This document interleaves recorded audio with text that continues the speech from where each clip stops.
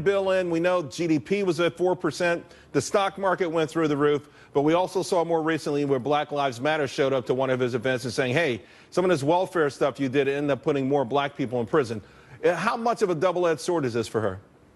It's very difficult because they have to get up to those numbers that Barack Obama was able to get to. 65 million need to vote so that they will win, so that they will beat Donald Trump in the fall. So she has to play this balancing act. She knows that Bill Clinton is very popular in minority communities, and in particular because of his economic policies. So she's going to try her best to pull that group out to the polls so that they can win.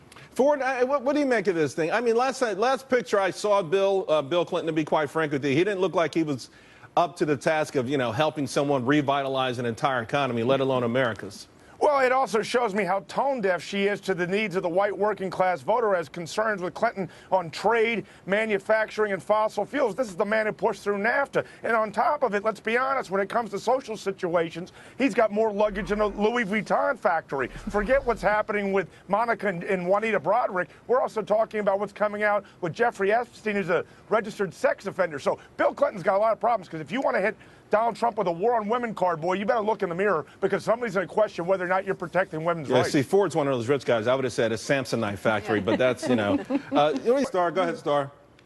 What we're going to see is both the Clinton camp and the Trump camp playing against each other very negatively. But at the end of the day, what Hillary does know about Bill's draw is that it will bring these minorities out. While Ford said, this white anger is there and she's not tapping into it, what those Democrats do know is that white anger is in red states more so than not. And the real battle is how many of their constituencies can they get out? They love Bill Clinton, and they don't care what job he's going to do. It doesn't matter about this feminist message to them. That probably secures the states like New York and maybe even helps with the Ohios. We got to leave it there for it. I'm bringing all you guys back a little bit later. There are predictions, though, that the Democratic Kentucky primary, by the way, tomorrow night, I'm telling you, this could be